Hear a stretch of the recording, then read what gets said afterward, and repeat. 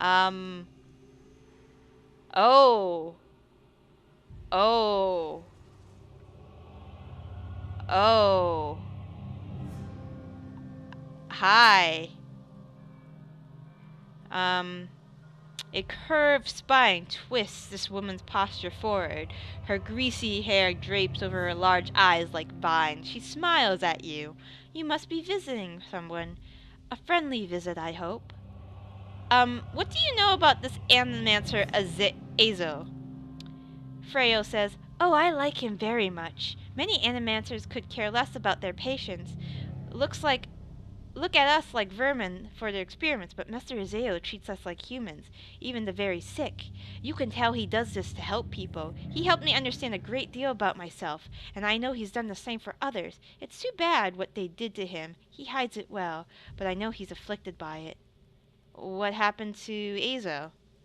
"They don't like to talk about it, but there was an accident. He was said to be one of the brightest in Deerwood, but that was his reputation there, and that that was what brought me to seek treatment. People say it was ego that drove him to try and solve the legacy, but that's hogwash. Even if he was a bit of a showman, he loves his homeland. He thought he could help.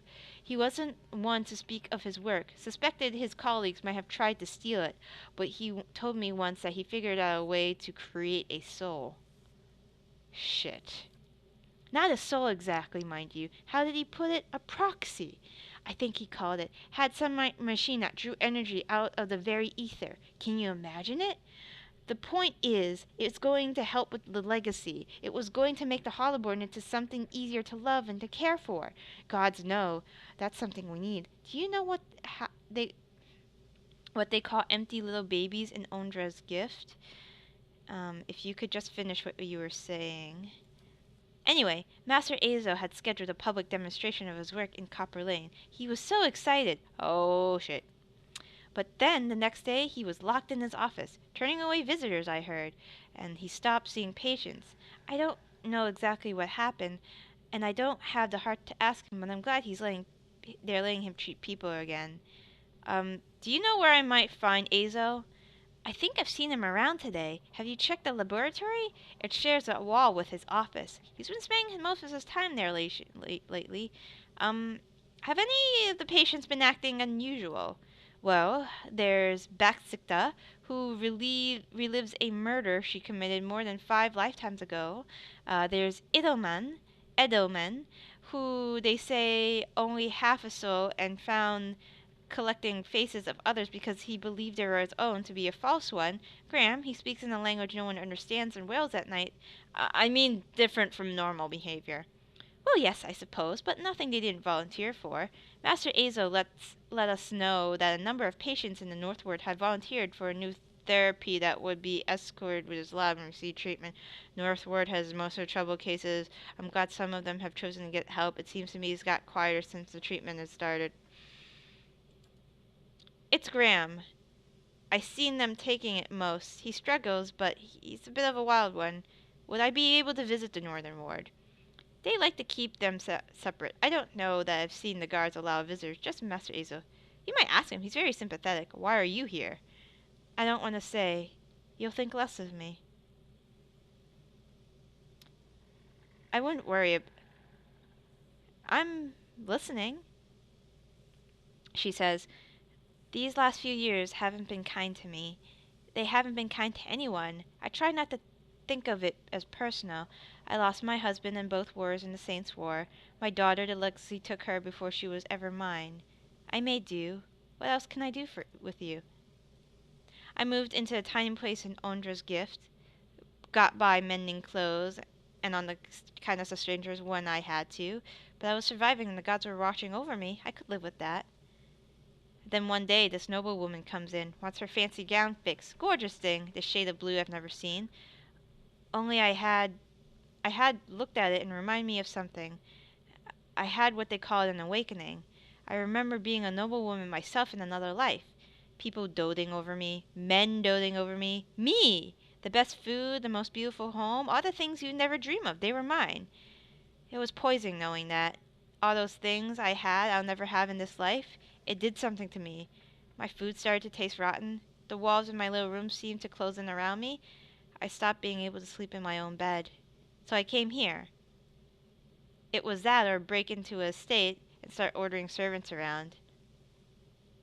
It seems like such a silly little thing to worry about. You don't have to tell me, but I can't get past it.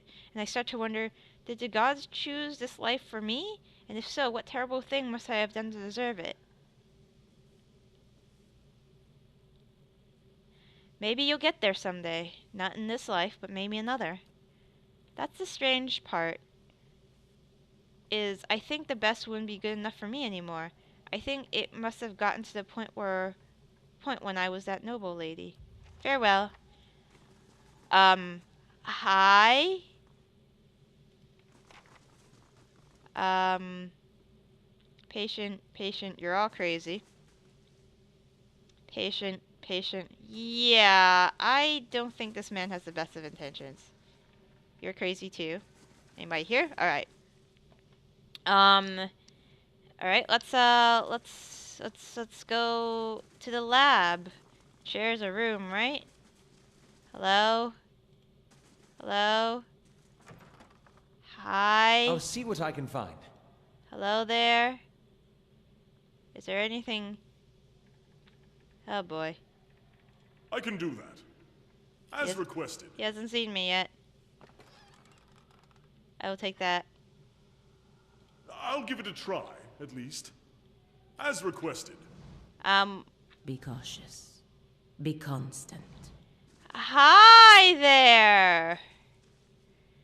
A round-faced, balding man turns to face you. His upper lip is pulled upward slightly by his pointed nose, exposing his upper teeth when he scowls. What is the meaning of this? I'd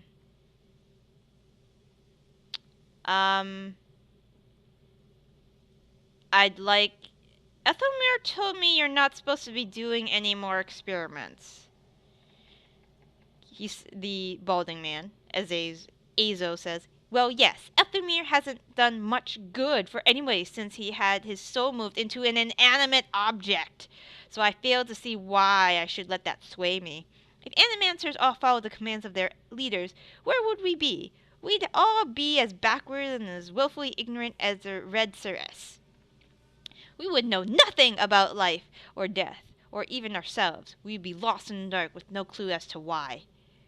Aloth says, I never thought I'd find myself in agreement with a statue, but Ethelmere is right about this fellow at least. He sneers at Azo. How easily ambition masquerades as prudence. I'll bet he's fooled even himself. Surely there are other paths that don't involve risking lives. Indeed. Many lives have been spent in such pursuits, writing treatises and poems. But tell me this, how does one verify the truth of a poem? If some philosopher stumbled across the meaning of our existence, how would we know it from a false one? These are wasted lives. In animancy there is progress. We are measurably closer to complete understanding because of our work. And that will be true until our work is complete. You are not a fucking... You know, scientists have morals. I'm not gonna cut into a rat just to see its insides without anesthesia. I mean, we sacrifice lives every day in a lab, but that's for the greater good. But we don't operate on human beings. Or Kith in this episode. You're a cunt. Who will solve Widewen's legacy? Some church? Some warrior? It will be an animancer, or it will be no one at all. Have you tried your experiments on other subjects? He says, I have, yes. No point in lying about it. Now that Ethelmore's involved, I asked for volunteers from patients, and a few brave souls came forward. I was very close at one time to a breakthrough. They understood that. They understood their sacrifices would mean something. I heard you were demoted.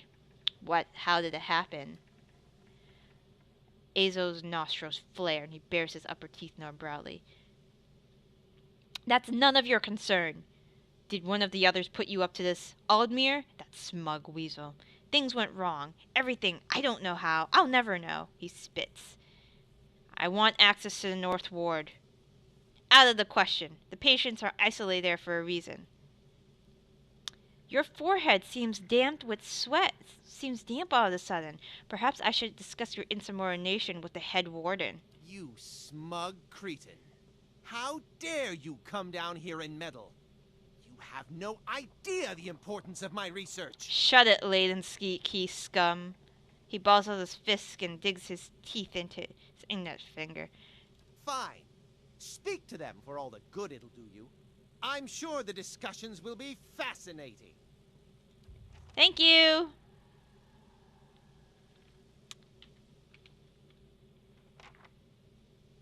I come steal the rest of your shit later after I, inevitably discover that you are behind everything. Bubbles.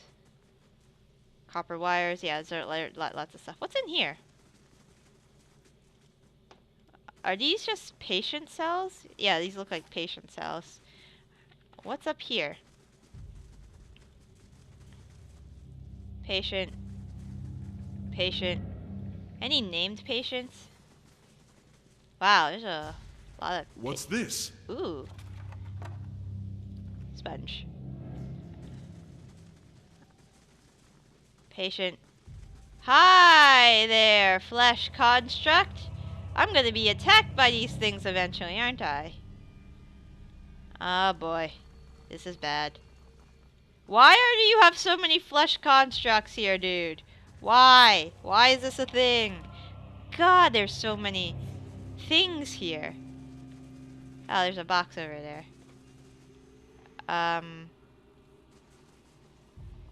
Oh, Jesus. Lockpicks. Great. I have too many lockpicks, actually. Quiet. Nope. Alright, alright. It's time to go to the Northern Ward. I don't think what I'm gonna find there is why do we have so many flesh constructs. Oh, jeez. Okay. Alright, let's go. Hi. Is this my face? Tell me.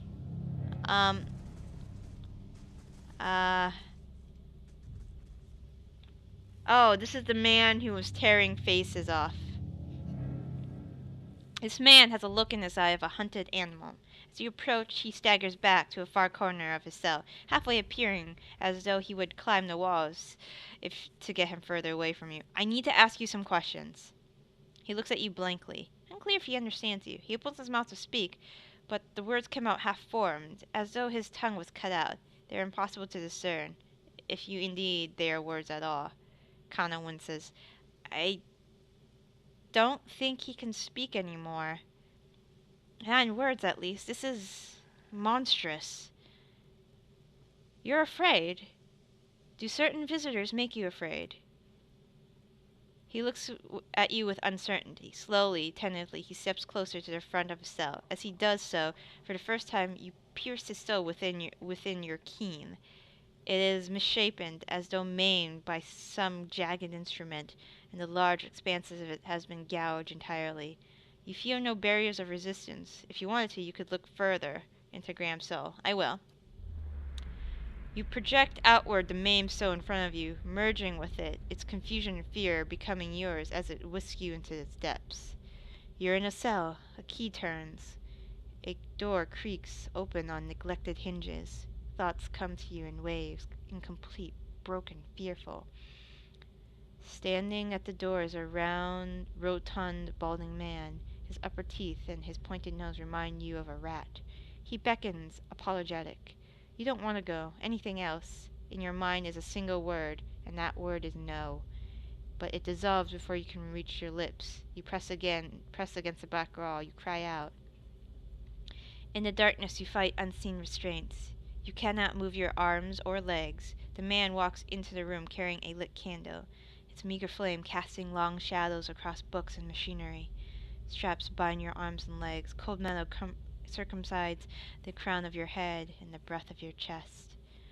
The man is sorry. He is in need of raw materials. They dismantled his work and he needs another source. He needs to show them he was right. He thanks you. Then he turns a knob and you feel yourself beginning to crack from within. You can feel the pieces of you torn away. like having your insides chewed by a horde of rats. You are screaming a scream you can barely hear. Continue searching. Another night, heavy footsteps beside your door, coming for you. You look through the slit of the door. Giant, the artificial being just outside, but facing left, facing the end of the hall. The boy there. The boy looks with interest at the giant, then collapses on the floor like a shed of snakeskin. The giant compulses for a moment, then rights itself and turns away and leaves, decouple Graham's soul. Graham looks at you, still wide-eyed, but somehow more present. He nods at you, then backs to the end of his cell. Alright, we gotta speak to the patient at the end of the hall. Oh man, these guys are... Thundering sky, rain of blood. No one in here.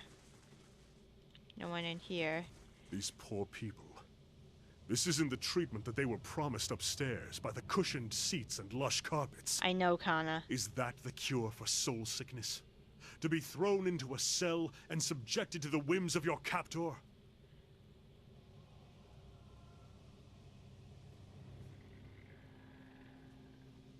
I doubt the wealthier citizens have the same experience.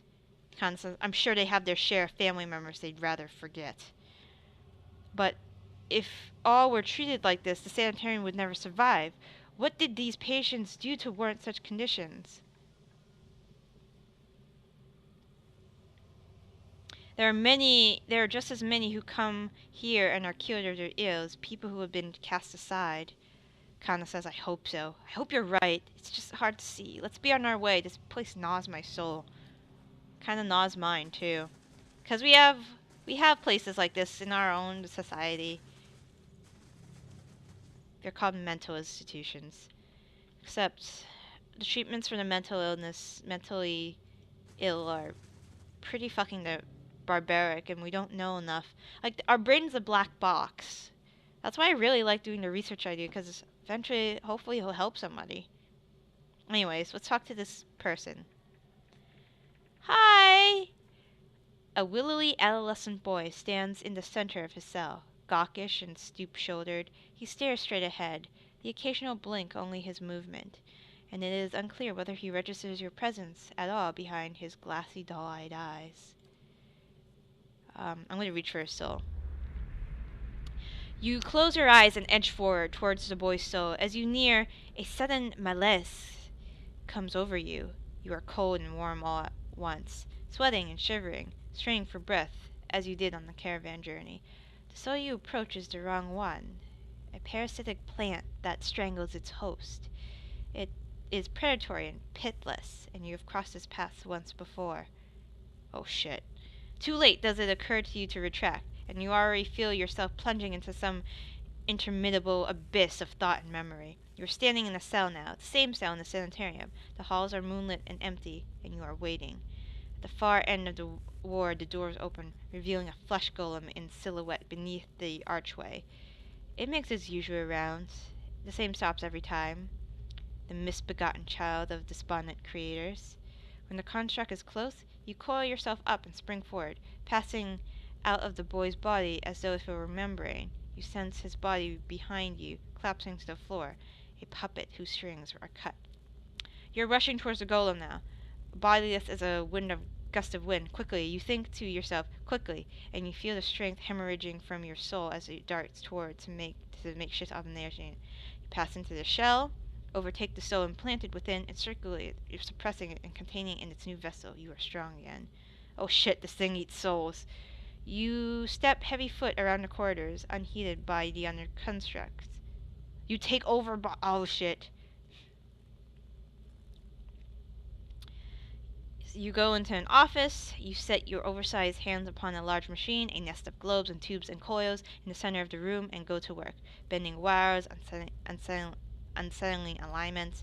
Your surroundings are pulled past you, and perhaps you are pulled past them, and they dissolve into a blur. When they settle into place again, you are outside on a clear day, standing in front of a crowd, stacked high above you with tiered seats in the amphitheater. You are acting for the crowd, standing deliberately still, but there is no play. A balding man with rodent-like features is strapping you into a machine, the one you had tampered with. You see the arms for the first time, short, fleshy, and mistakenly those of a little girl. This body is not truly yours. Your mind still holds the same determination, the same hard-heartedness before. The body itself is cold and vacacious. Unlike the others, this one has no soul of its own. Shit. The man speaks, and the crowd applauds with enthusiasm worth a hero's entrance. Bear witness, he says, and he pulls a lever. The machine shivers and sparks. A bead of sweat rolls down the side of the man's brow.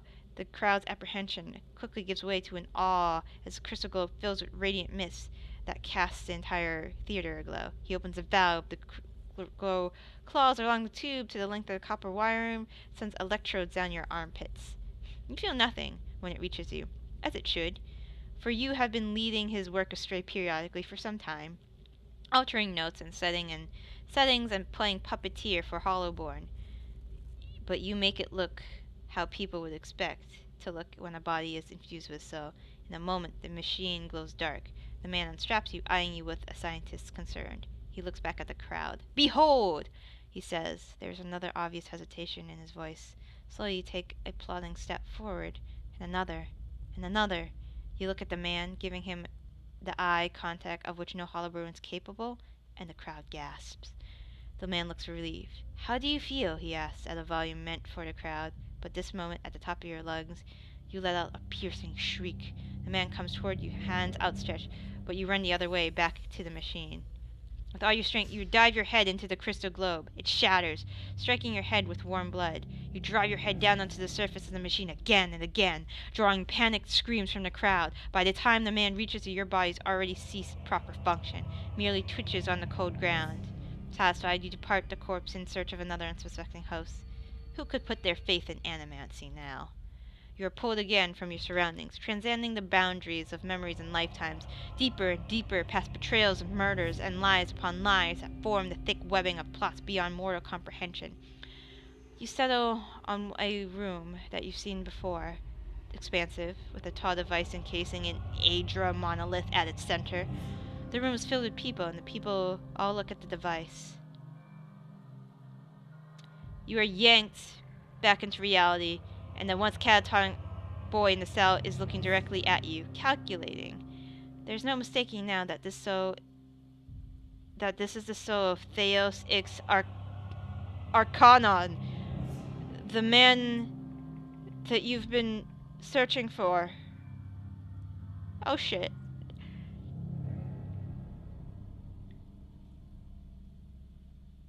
A watcher. You made me into a watcher. I need you to undo it. He says, is that so? He makes no effort to hide his disinterest, but he continues to search your eyes. He makes a slight grunting noise, and his eyes soften in an instant, and it seems for a moment that he recognizes you. He opens his mouth to speak, but it seems better of what he's saying now. His jaw tightens. I know your look. You hunger. You hunger for answers that elude you. It gnaws at your soul. It upsets your reason for being. You are like everyone. I will help you let go. He dodges backwards with startling grace, putting himself out of reach. His face, there's no malice, only dispassion of a farmer putting down a sick animal. Then suddenly he slumps forward. Oh, fuck.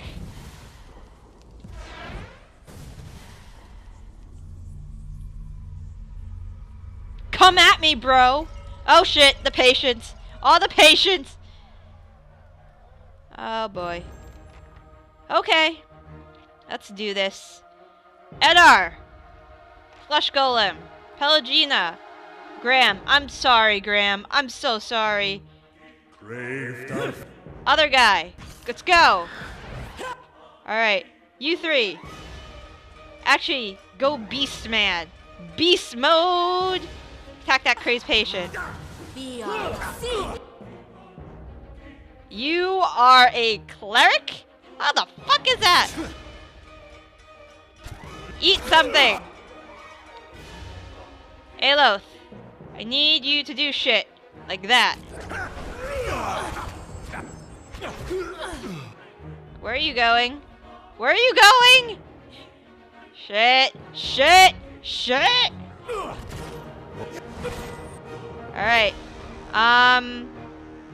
Fury! Aloth, we need another thing. Please. Okay, cool. Attack the crazed patient. Kana. Kana. Do that, please. This is easy because I've been here before. Alright, flesh construct. Go kill that guy. Next. I'm so sorry about all of this. Alright, kill him. I have them. Is that all? Alright. I'll take all your shit. There's a lot of screaming. I don't appreciate that. Oh, it is time to assign someone to a quest. Grieving Mother, go on the quest for me. Okay. Of course. Azo? Oh shit, kill it. I am dapper in my hat. Motherfucking dapper.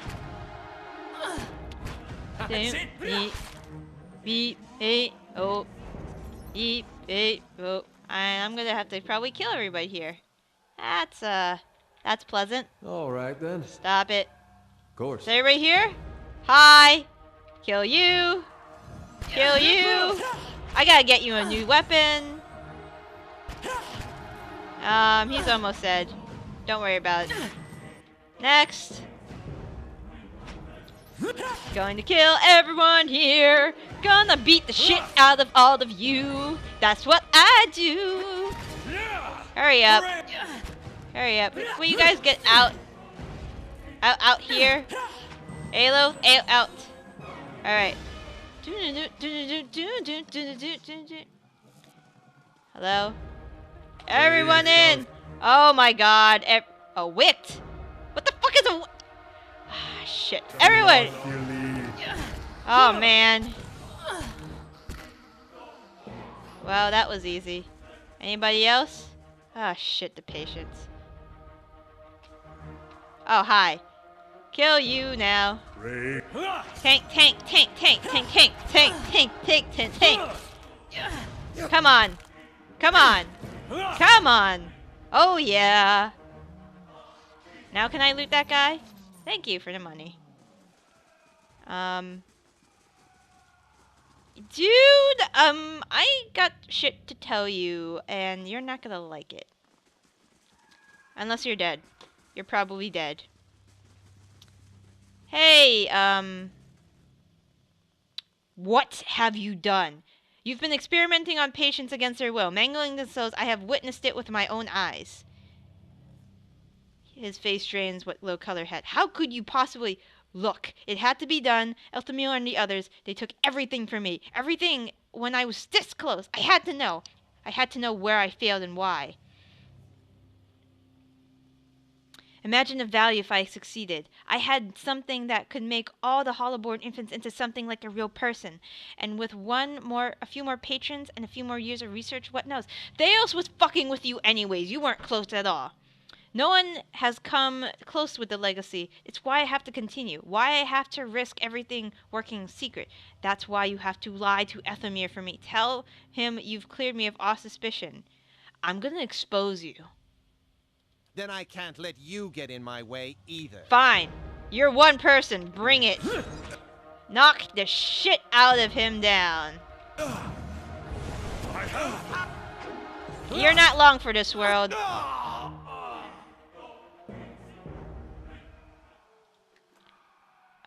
Research. I'm so close. Human trials are next. Record. Graham. However, Peter, I unless they transferring views and procedures. You're a bad man. You're a bad man. I'm gonna take your light armor that I will look and see. Alright, Hey. we gotta see if everybody else is okay. Hello? Patients? Patients? All the patients? Any patient? Anyone? Are we done? Am I done? What am I doing? Yeah, we gotta, oh shit. Okay, we're done here, right? Everybody's dead. Hello. Everyone Hello? is dead. Is everybody okay? Is everything fine? Are you still here? Head warden must be told what's going down here. No shit, I'm gonna tell the head warden. I'm getting out of here. It's not Am I safe the for only me. one here starting to nod off? The break might be in order. I'll get to you. We'll go to Copper Lane for a nap after we tell the head warden what the fuck is going on here. How do you not have a man? This is why we have rules and regulations in science, people.